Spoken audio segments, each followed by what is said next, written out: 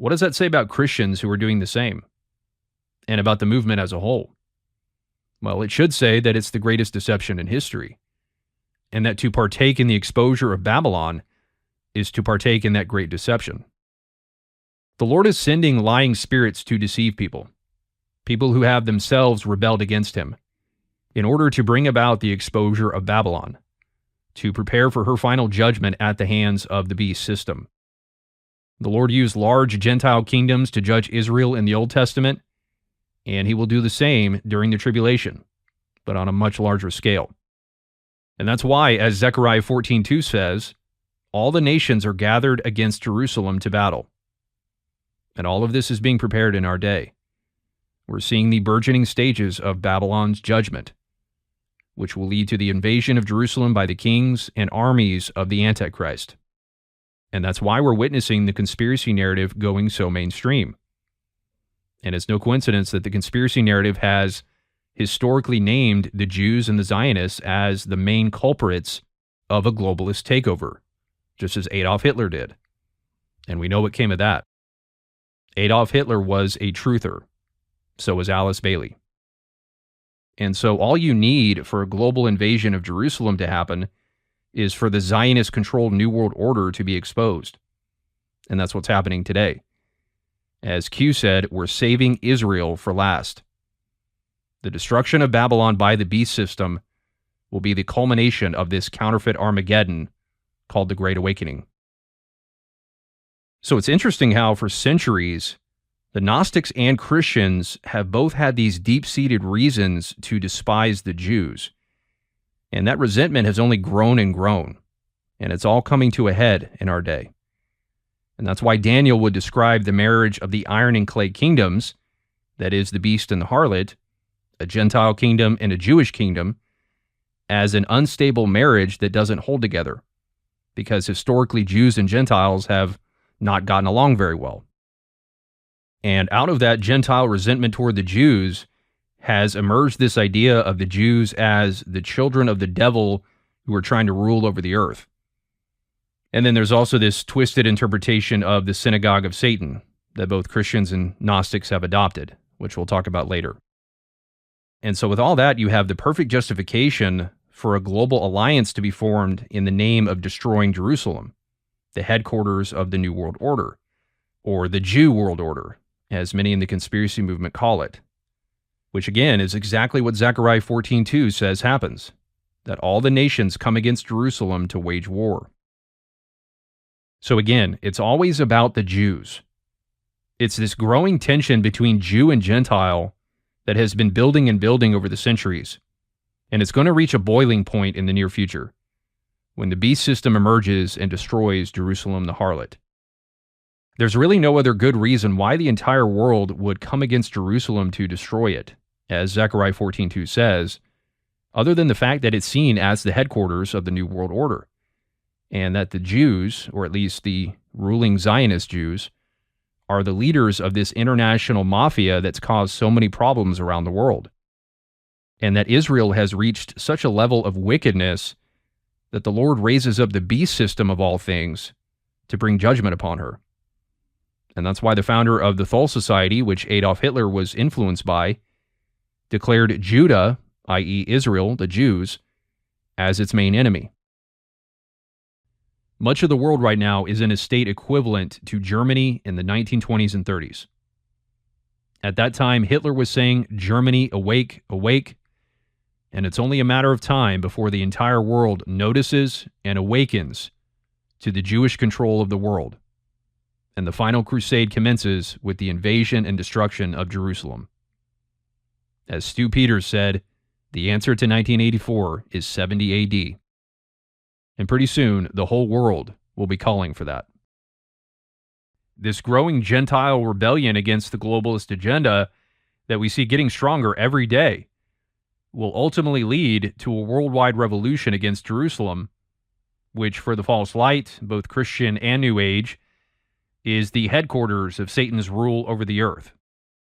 As Zechariah 14 says, God gathers all the nations against Jerusalem to battle. And that's what he's doing today with the exposure of the New World Order and its Babylonian satanic cult, which the New Age and truther movements have been exposing for decades now. God is slowly gathering all the nations against Jerusalem.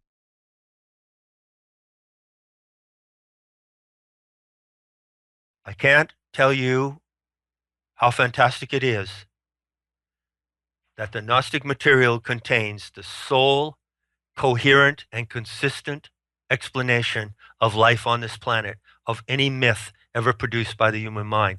That is a fact. It also contains a warning. The Gnostics warned us. And they just did not just warn us, hey folks, you've got an extraterrestrial predator on your back, the Archons. No. They warned us specifically about something else. According to the Gnostic warning, the Jews who follow the agenda of racial supremacy and domination of the Goyim are proxies of the Archons. And if this is the case, then it's a concern for everyone. It's a concern for humanity as a whole. So as a human family, we have to know who our enemies are. And that's not hard because they've told us in their own words, haven't they? They sure have. Yep. There is only one nation and race which first define themselves by absolute separation from the rest of humanity, placing themselves in a supremacist and dominant position. Don't they wish? And second, who have stated over and over again, textually, and in their religious and political programs, a statement to deceive, dominate, and destroy all races that do not belong to their self-designated category. And one is all it takes for one self-designated, self-identified faction of the human race to separate itself ideologically and religiously into a supremacist position and declare that it is going to enact war and destruction and enslavement upon the rest of the human race. And this is a very great fact. This is not my interpretation. This is not an anti-Semitic fantasy I have. In fact, it is the fantasy of those who have it. Right. Yeah. And it deserves to be treated as a full-blown paranoid psychosis. But if that is the case, it is a problem in the midst of the human species and a problem that needs to be faced by all families, all ethnic families, all national identities, and all racial categories of humanity. I have come to the conclusion that Zionism is the evil force that takes over the world in the last days and persecutes the body of Christ and makes war against the saints. We're under Zionism. Yes. We're slaves in this country now. You're Goyim slaves. And I'm trying to provoke a Goyim uprising. They're going to continue to restrict the rights of people until there is nothing left. Yes. And so you have to stop them. And you have to be prepared for the unthinkable to be implemented to stop them. We're going into world war, and it's a world war against tyrants. And the people are going to have to fight this war on their own against the tyrants. The tyrants are worldwide in the government. The governments of the world. The tyrants are against the people. The ruling class is against the people of the world. And it's going to have to be a global revolution to crush them. Not just slow them down or roll back their plans, but utterly to crush them so that they never get up and try this again. That'd be 100 years until somebody even has this stupid thought in their head again, that they're going to take away the rights and freedoms of people. It has to be so devastating that it goes down in the history books that the people rose up and utterly crushed them and ended the tyranny. But the fact is now Bibi and the Israeli hard-right government has a mandate. I got to be careful the way I say this. They're going to try to ethnically cleanse Gaza. Yep. I mean, that's, and I don't use that term lightly, okay?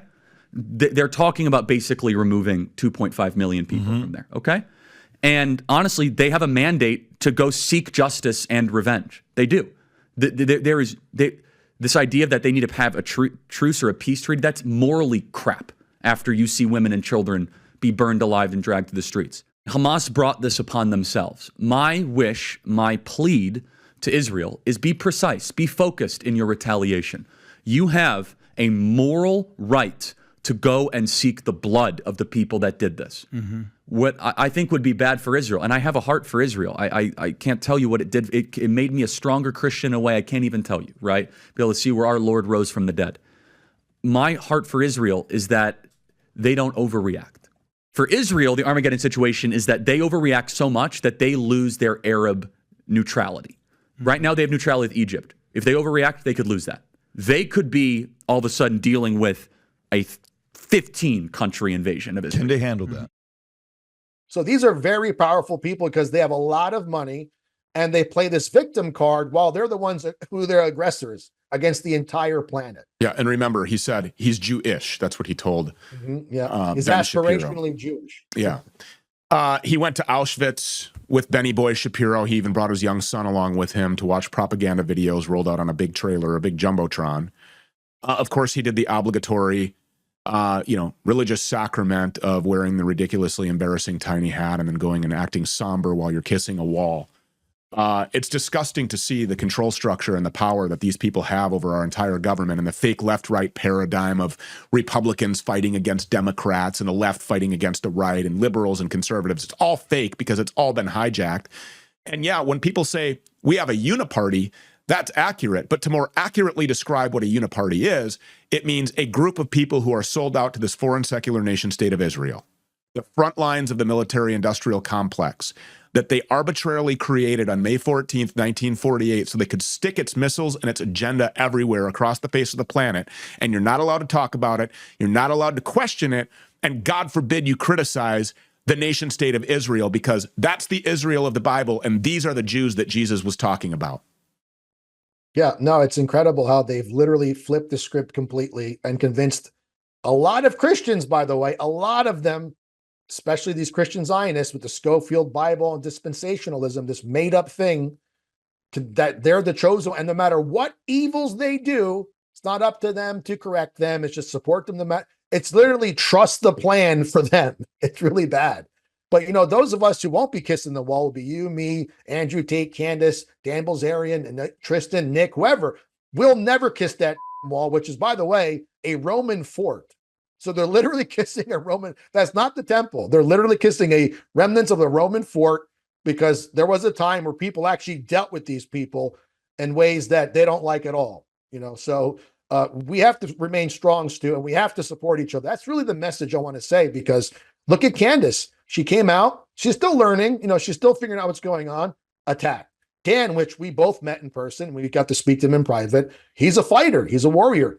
He had this very beautiful life, hedonistic, if you will. He learned that wasn't the way forward. And look at him now, doing something so amazing, telling the truth. Same thing with the Tate brothers. Very hedonistic life. But they realized, you know what? Changed their ways. One became a Muslim, another became a Christian. And now they're telling the truth, fighting this common enemy that we have. And it comes with a cost as well. It comes with a tremendous amount of sacrifice. Absolutely. And I'm not going to get into Bilzerian's personal business and air it out there. We talk, personally and privately. But I'm telling you right now, it doesn't come without a price. Well, I know. Yeah, trust me, I know. And like I said, I'm proud of him for that. I'm proud of Candace and the Tates, because they were talking about the Matrix for a while. But yesterday at his emergency speech, he actually mentioned who controls the Matrix. He actually said, he's like, the Israelis. So good on him for that. But, this awakening, Stu, is happening very rapidly. I've been doing activism for 12 years, and I say this all the time. In the last year alone, there's been more people waking up than the 11 years prior combined. So it's just getting started. And, a lot of us have been doing this for years, but now we're seeing the works come into fruition, and we got to really push it. And these people don't know what to do, because the more they attack and the more they censor, the more they prove that we're right. There's really nothing left for them to do other than collapse at this point. But we got to remain strong, because, Stu, they're going to come after us in every way. whether it's swatting, trying to physically kill you, financially cut you off, libel, slander you. They will do every dirty trick possible because they are liars and we have the truth. God is on our side, not theirs. Their God is the opposite, if you know what I'm saying. I do. So this is what these people do. They do not believe in free speech. They don't believe in free markets because they rig everything. And they're the enemies of all free peoples of the world. So I hope this has reverberations. I hope people are waking up and the ramifications of this will ripple across society. And they should. Ideas have consequences. And once people start to look at this kind of stuff, these narratives about the Holocaust and anti-Semitism and Nazis and Israel's our closest ally, once people start to hear that shit and roll their eyes and say, yeah, right.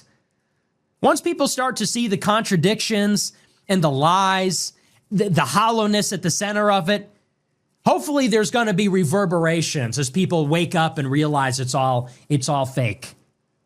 Hopefully it has political consequences. By the way, that's why Israel's making their play now. That's one of the reasons. Because they know this is like a house of cards falling in slow motion. And in 10, 20 years, there will be no constituency in America that supports Israel. That's why they're getting ready to decouple from the United States, because they know that's coming. And it's sort of like the grift is up. The jig is up. And it's time to beat it to another town because the Goyim know. We woke up. I think this will be the last period, based on current trends, in which the U.S. supports Israel. I think within 10 years, you're going to start seeing more and more calls to defund U.S. aid to Israel. And I think within 20 years, we probably cut off Israel entirely, based on the trends in polling and sentiment towards Israel. Okay. With the boomers largely being the support base for U.S. involvement with Israel, I think as they start dying, getting older, and exiting exiting the economy, be it political or otherwise, you're going to get Gen Z politicians, and if they're on the right, they're going to say, "I don't know why we're funding this," and if they're on the left, they're going to say, "We hate Israel." Okay. The end result is the funding is cut off, and if this were 10 years from now and Israel started striking Iran, the U.S. would be like, "Leave us out of it. Bye." The current sentiment, according to Pew, is minus 53. So 53% of Americans reportedly have an unfavorable view of Israel. I don't really care about whether that number is accurate. I care about the trends that Pew has tracked. I think trends are better, are easier to understand because they're using similar polling methodology, and using the similar methodology, they found a different result. That is, for U.S. adults aged 18 to 49 among Republicans or lean right, it went from 35 to 50% unfavorable. And among Democrats, it's 62 to 71. The younger generation is overwhelmingly shifting in that direction. Israel would not be able to launch an attack on Iran like this even 5 years from now. Israel, whether it realizes it or not, has made itself the villain of the world in letting this thing go on so long. They have lost support amongst their dearest friends. And even the entire Democrat Party here in the United States has turned against them, and they're losing Republicans by the day here in America, which is their most important ally. So whether the fight continues to be just or not is almost irrelevant. As Trump said when he was running this time last year, not yet elected, time to wrap it up. And that's how I feel, too. And I've given Israel a long berth. I fully understand, as an American who was attacked on 9/11, my country was that, when you attack the United States and you kill thousands of our citizens, and Israel was in this position on 10/7, it's fine to respond, and it doesn't have to be proportionate. Whoever said it has to be proportionate? It can be overwhelming force to teach a lesson to any enemy. You mess with us, it's going to be extremely painful, disproportionately painful for you. I have no problem with that. But what Israel's doing now is losing its standing with the rest of the world. And it can sit in its corner and claim that it's morally justified and it has the, upper hand. And all. It's too late. It's lost. It's starting to lose, too, even with its closest friends, its moral reputation, its moral high ground. And as Trump said a year ago, time to wrap it up. Yeah, completely agree. How pathetic is it for Mark Levin and Ben Shapiro, who literally have 5% of their previous audience? They even admit that. What must it be like with all their billionaire backers to know the whole world's turned against them, and instead they double down and become a stereotype. It has to be very sad. I can't imagine what it's like working in one of those offices, a Daily Wire, because you got to remember, and I know you do, Mark Levin and Shapiro, these guys were on top 10 years ago. Certainly Mark Levin, you had a huge radio show. And they were back when supporting radio. Force Shots. They were supporting taking me off the air. I'll never forget it. Oh, and every war you can imagine, and the rhinos and everything. And Shapiro was supposed to be the wonder kid. He was supposed to be the next generation. And now you look at their show. I think I watched a Daily Wire live stream. It was a 4-way stream with all their hosts, Walsh, Knowles, Clavin, Shapiro. And I think put together, they had 1,000 concurrent viewers, 1,000 on YouTube with their millions of subscribers, all the channels simultaneously streaming. They couldn't get 1,000 concurrent viewers. And you got to say, wow, I mean, how far they have fallen. So it's got to be very depressing. And all they know how to do is double down. You know, they're throwing out that old playbook and it just isn't working anymore. So I actually it would be pitiable if they weren't the worst people in the world. And by that, I mean these people like Levin and Shapiro, who are so nasty and so hateful. I mean, honestly, the most hateful people in the country. It would be sad if they didn't act like that. So, you know, I think they're finished. They're actually emotionally unhinged. It's personal for them. You look at a guy like Shapiro and Mark Levin, they're like foaming at the mouth, like they're angry, they're furious. And so I think they're only going to keep doubling down. And I think we have to keep matching their ferocity, not with hatred and not with violence or cruelty, but we have to match their ferocity with righteousness. And I'm with you. It's got to be about America. It's got to be about God. It's got to be about all the things that we love. On the trajectory Israel's on, the most unpopular country in the world now, they have nuclear weapons, the Samson option. I don't want to destroy Israel. I just want Israel to stop putting everybody on a collision course. But just looking at where this goes, the doubling down, it doesn't look good for Israel in just a few years. Because I've seen you say, oh, well, the young people are all right-wing or left-wing anti-Israel. It's not just young people. It's massively moving into the middle-aged and even old people. It's a chain reaction. They have earned no goodwill from any of their neighbors or the rest of the world. Turkey is against them. Saudi Arabia is unhappy with them. Qatar got bombed by them. And if Iran remains in power, like there's never going to be a reconciliation between those countries. And of course, now they're alienated with Americans and they're not going to count on that unconditional support. So I think that it really all goes down to whether they're going to be successful, because if they're not, they're going to be in real trouble and they're going to have to repair all those relations over time. And it's going to cost them a lot of political capital. Even Egypt is unhappy with them. I forgot to throw that one in there. In all the demographics, Israel, the most unpopular country in the world, it's getting worse by the minute. This is how bad it's gotten. This is in Spain. They bring up Israel during a TV show, and it goes like this. Vale, pero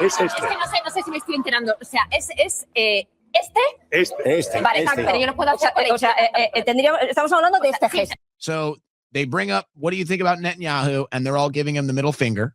Okay, so the whole crew ends up here saying, F you, Netanyahu. And then watch what happens at the end of this video, folks. At the end of this video, you want to see how bad it is? Watch this. Sí, y se puede hacer con la izquierda también. Con esta no me sale, pero era este, ¿no?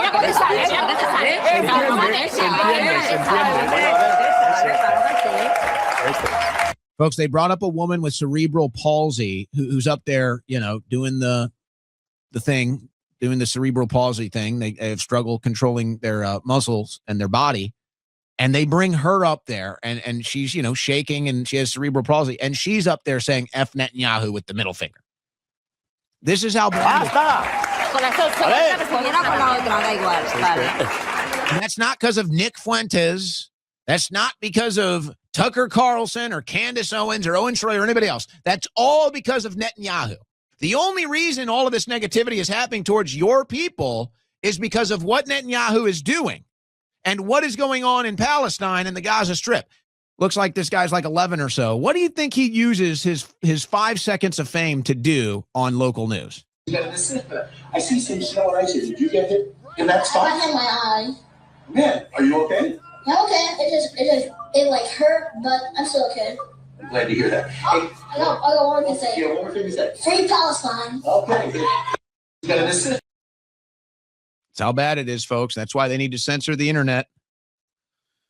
Here's another one outside of a soccer game or a football game. This is in the UK. If you want 30 seconds to see how Israel has destroyed itself with the favor of young Westerners, young white Christian men, this is the perfect video. This is the perfect depiction. This is the perfect analogy of exactly how Israel has destroyed its good favor with young white Western Christian men. I thought it was a good game. I thought in the beginning Israel was better, but now Mali is is destroying them, I think. Israel is not bad. Israel is not bad, but I think. And look, he's even kind. It's even better. He's even nice. He's like, no, Israel's not bad. He's like, yeah, I don't have a problem with Israel. And it wasn't enough. See, oh, here comes the finger. This is so good. He's minding his own business. He's just minding his own business. He's talking about soccer. Better, but now Mali is. Now, two Israelis literally surround him. Literally, they surround him. One of them shoves the Israeli flag in his face. They get up in his personal space. They surround him. They get in his personal space. They shove an Israel flag in his face. Destroying them, I think. Israel is not bad. Israel. And then he's nice. And then he says, oh, Israel's not bad. That's okay. Israel's not bad. I just think they're going to lose the soccer game. That's all. We're just talking football. So they surround him. They bully him. They shove the flag in his face. And he still tries to lower the temperature. And he just says, oh, yeah, Israel's not bad. Israel's not bad. I just don't think they're going to win today. It wasn't enough. It's not bad, but I think. So now, oh, here comes the finger wagging. Oh, here comes the finger wagging. Here comes the entitlement. Here comes the I'm in charge around here. Here comes the you better listen to me. I think Mali is going to destroy them today. No, I'm just talking about football. I'm just. And then he says, F you, and it's not enough. Talking about football. Okay? Free Palestine. Free Palestine. Free Palestine. It's the perfect 30-second depiction of how Israel has lost its way with the young Western white world. And really, I'm a pretty strong case example. Honestly, Israel's never been my issue. In the past, I've been pro Netanyahu. I've mostly been neutral on the issue. It's never been my issue. It's never really been anything I talked about. And now it's becoming an issue. And now it's becoming a major talking point. And now I see more so than ever all the foreign aid. I see now more so than ever all of the Israeli influence. And now it's undeniable. It's like, no, you're in my business. What do you think this is going to do? Yeah, you're going to create radical Christians now. That's what you're going to see. Just like you created radical Muslims, now you're going to have radical Christians. And that's what they're complaining about. That's what they're so afraid of. That's why they're trying to clamp down on free speech. When does Christian nationalism in America rise? That's what they're afraid of. Because they know, folks, they know once America takes its sovereignty back, once America reclaims its independence, if there is ever a rise of Christian nationalism in America, then all support for Israel will be pulled. He's a critic of political correctness and advocates for free speech. He's also the founder of this right here, the Anti-Zionist American PAC. So you feel the outrage that a lot of people feel that the Zionists have too much influence in our government, and especially AIPAC. Everything seems to be about Israel. In fact, this entire administration seems to be one giant genuflection to Israel. And I've never seen anything like it. The mask is really off. If Zionists were controlling the government all this time, it's become more than evident in the Trump administration. And, I didn't think that would be the case, but it really has been. So I saw this online the other day. It says there's 5 types of politicians in America. They're bought by Israel, blackmailed by Israel, a dual citizen of Israel, scared to death of Israel, or 5 killed by Israel. Those are the 5. Absolutely. So I started thinking, what can we do to get rid of this Zionist control over our government that's causing a genocide, that's causing the United States citizens to be extorted in order to pay for a genocide. We're nonpartisan, so we don't care what party a candidate is from. We don't care about their politics generally, other than their stance on Zionism. Do they oppose the taxation of Americans for Israel, and will they renounce donations from any Israeli PAC or lobby, AIPAC, Kufi, J Street, you name it. The list goes on and on. And so I thought that we could select candidates and promote candidates that are anti-Zionist, and so we could get at least a block of them in by midterm. And we've selected several candidates, and we're pushing them. We're supporting them. We're endorsing them. We're sending them money. We're going to help them run advertisements in various markets. And that's the object, is to get as many anti or non-Zionists in office as possible. We have to get the Zionist control out of the United States government. Look, we're getting into the ball game now that we can actually compete in various regions and various states at the congressional level in particular. That's what we're focusing on, because those are the easiest entry points. And with the kind of toxicity that now AIPAC has been associated with, such that people are backing away from AIPAC now, we think that this is the right moment to attack. And we do think that we will make a difference. And we have raised a good deal of money, and it's still coming. We've got more volunteers than we can handle, hundreds and hundreds of volunteers, thousands of donations. And so we're off the ground big time.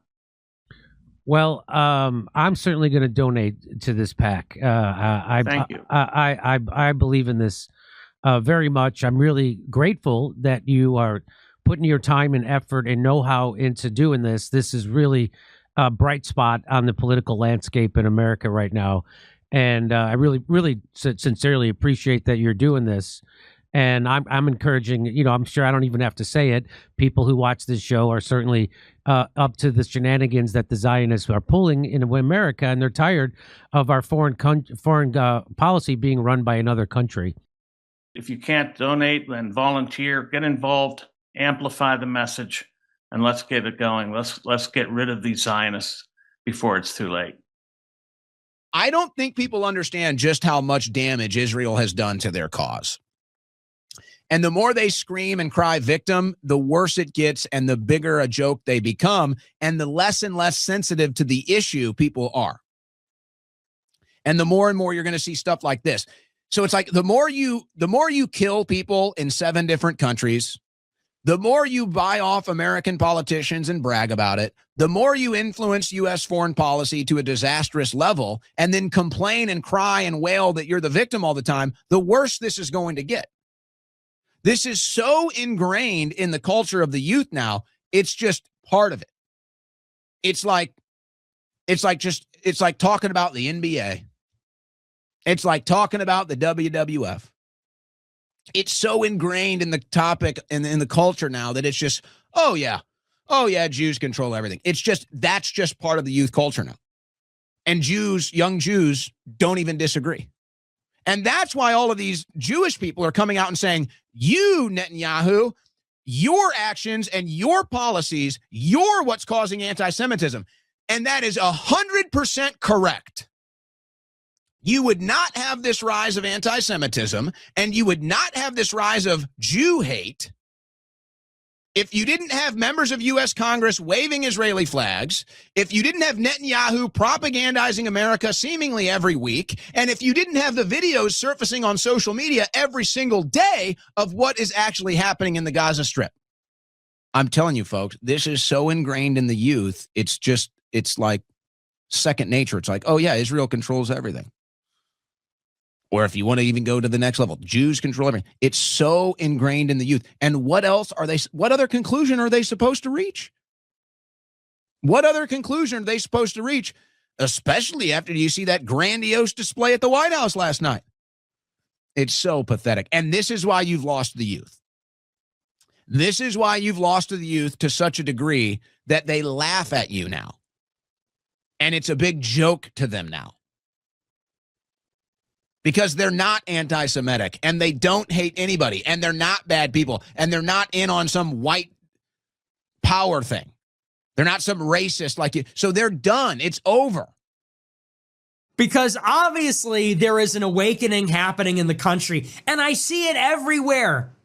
And so when they see that everybody in America is saying, you know what, this is a load of bull, Israel is responsible for these wars. Maybe they did have a hand in 9/11.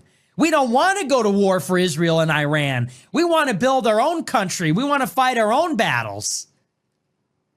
Well, their only response is to say, oh, well, that's not real. This mass awakening, this groundswell of support, that's not real. That's not happening. That's all fake. Those are not real people. Those are software programs. Those are bots, and they're coming from Iran. And the mass awakening is so fast, so intense. The rate of growth is so exponential. They blew right past me. The masses blew right past me. Such that in 2025, Nick Fuentes is being called an Israel shill. That's how anti-Semitic America has become. I'm almost like proud. You know, they'll be like, all the real anti-Semites will be locking me up with Ben Shapiro. They're saying, like, you don't want to nuke Israel unironically. Get in the cell. Get in the cell, Jew lover. And, you know, I'll be being forced into a cell with Ben Shapiro, and I'll be crying like a tear of joy. Like, I'm very proud of you guys. I'm very proud. This used to be such a lonely part of the internet. I was kind of like all the way over here. I felt crazy. I was like, guys, Ben Shapiro's a Jewish spy. People are like, yeah, but he says really good stuff about everything else. And I'm like, how could you support him? Charlie Kirk's a Zionist spy. How could you support this? And now we're in 2025 and people are like, Charlie Kirk said, show them no mercy. For Charlie Kirk, nuke Israel. Fuentes, get in the cell. It's like, I'm very proud of you guys. We finally made it. And maybe I didn't make it, but my ideas did. You did well, everybody. You did well. It is an undeniable fact that everyone is getting red-pilled, and they hate that. So basically, right around even before October 7th, and then, of course, immediately after that, there has just been this rapid pivot. Everybody is now against Israel because of the genocide, because of awareness of the genocide on social media. Like, that is an organic development. The people are waking up. Israel's freaking out. The Republican Party's freaking out. They're trying to talk the masses in off the ledge. Because what are the masses saying? The masses are saying, you killed JFK, you did 9/11, you're responsible for all the wars in the world. The Talmud says you hate us. Like, okay, so the masses they went 0 to 100 in a year and a half. It's been thousands of years. There's absolutely a genetic component. It's not my problem that they chose to choose themselves, or their God chose them to be above everyone else. It's not my fault they think they're superior. It's not my fault they want to control and tikkun olam when they can't even have a country for more than 80 years. It's not my fault they do all these bad things. It's their fault.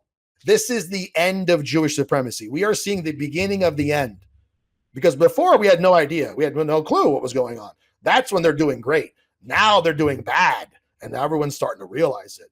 And like I've said it many times, I've been doing this for 12 years. In the last year alone, I've seen more people wake up to the Jewish problem than the 11 years prior combined. And it's only going to accelerate. It's only going to be more people, and not just on the internet. Literally people in real life, all the people that were sent to my house delivering pizza, the mailman, you'd be shocked what came out of their mouths. Because people are sick and tired of this. Again, they can deny it all they want in private. They'll tell you the truth. In public, oh no, I love Jews. In private, sick of these people. They'll tell you because they don't want to be destroyed, but they'll tell you, yeah, you're right about that. You're kind of, yeah, I know what you're saying, bro. Yeah, I get it. So it's happening on a massive scale. They are scared of it. We just had the Jewish Problem Conference. They said it was unprecedented. An unprecedented meeting of quote-unquote anti-Semites from all over the world and essentially different religions and races. They thought it would never happen, and it just happened.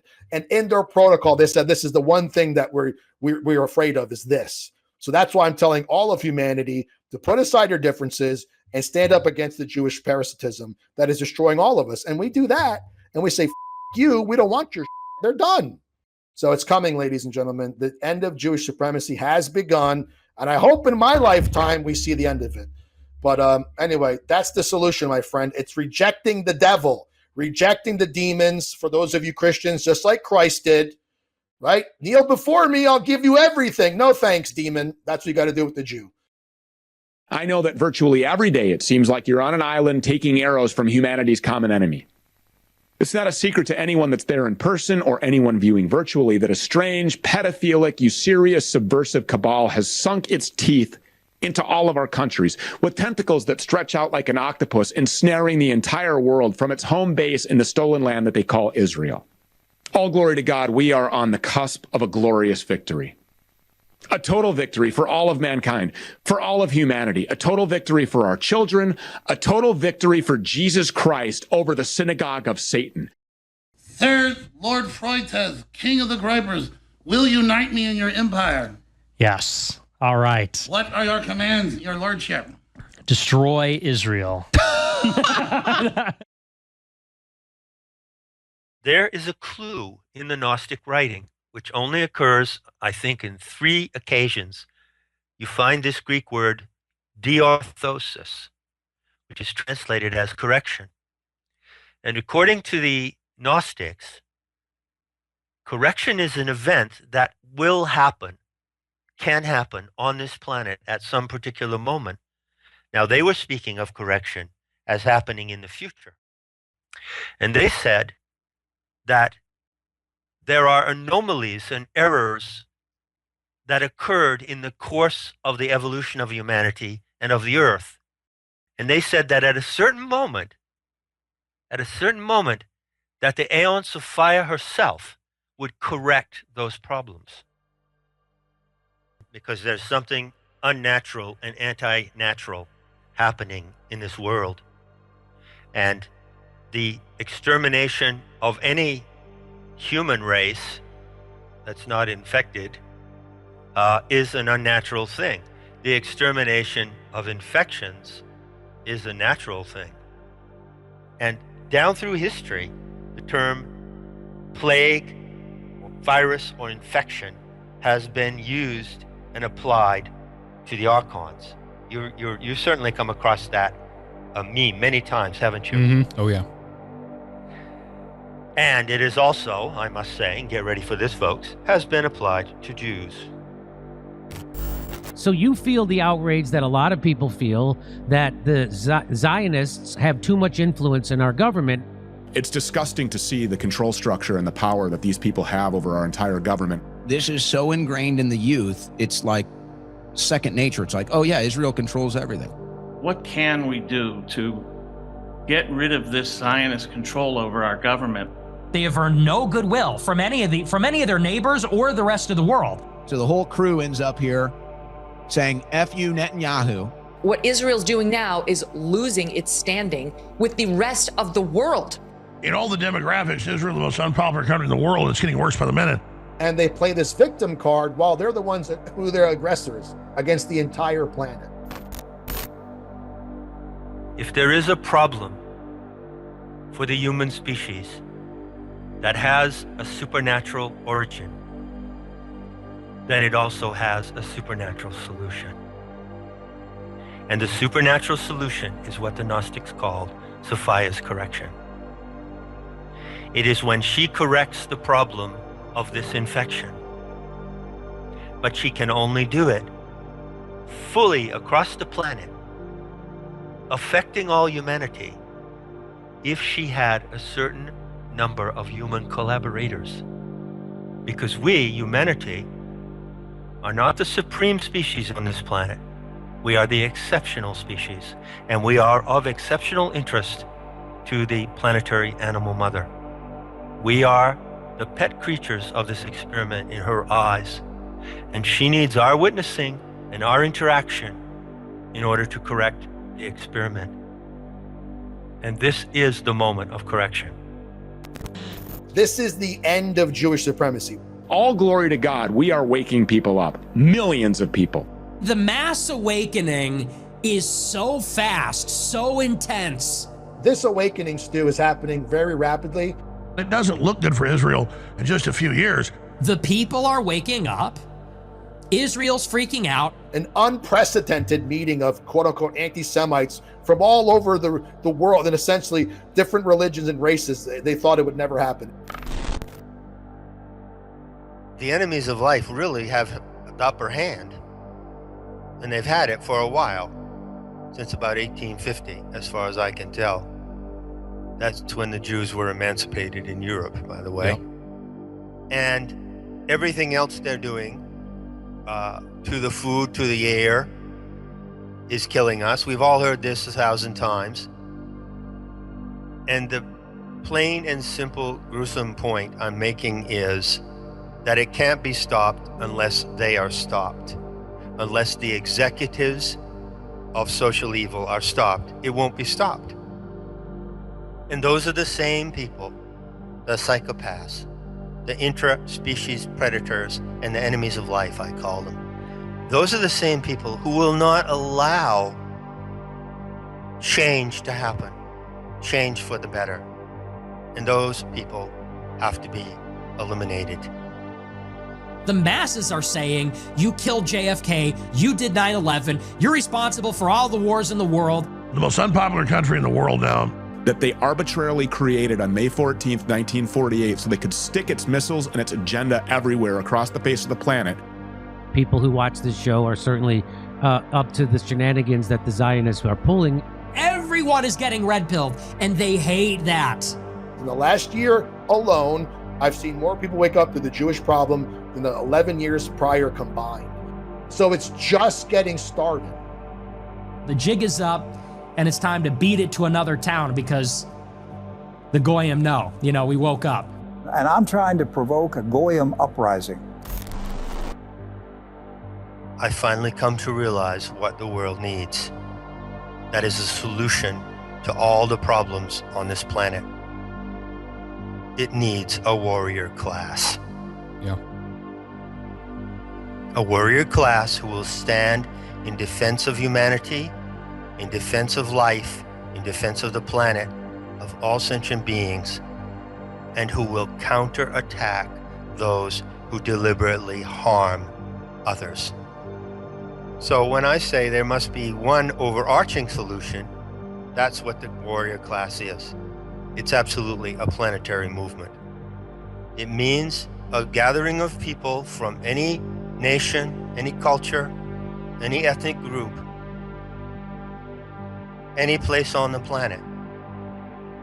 A gathering of those people to unite in one single goal, and that is to eliminate psychopaths and the enemies of life from this planet, to terminate them. And so you have to stop them. They're the enemies of all free peoples of the world. The villain of the world. Everybody is now against Israel. They could be all of a sudden dealing with a 15-country invasion. It's going to have to be a global revolution to crush them. Destroy Israel. Part of what makes us divine and important to the planetary animal mother is that she has designed us to kill. But we just have to know how to use that power to kill in the correct way, morally, playfully, to kill in a beautiful way. This is what you have to learn to be in the party. This is what you have to learn to grow up and be a responsible human animal and stand up to the enemies of life. If we're divinely designed to excel in violence, then let's make sure we know how to handle that violence. Let's wake up and face it. We need to unite here. That's the power of the party. It is a planetary event, truly planetary event, in a way that is unlike anything that has ever existed. So that's why I'm telling all of humanity to put aside your differences and stand up against the Jewish parasitism. Humanity's common enemy. The villain of the world. The anti-Zionist American PAC. So it's happening on a massive scale. They are scared of it. Now you're going to have radical Christians. That's what they're so afraid of. Let's get rid of these Zionists before it's too late. All glory to God, we are on the cusp of a glorious victory.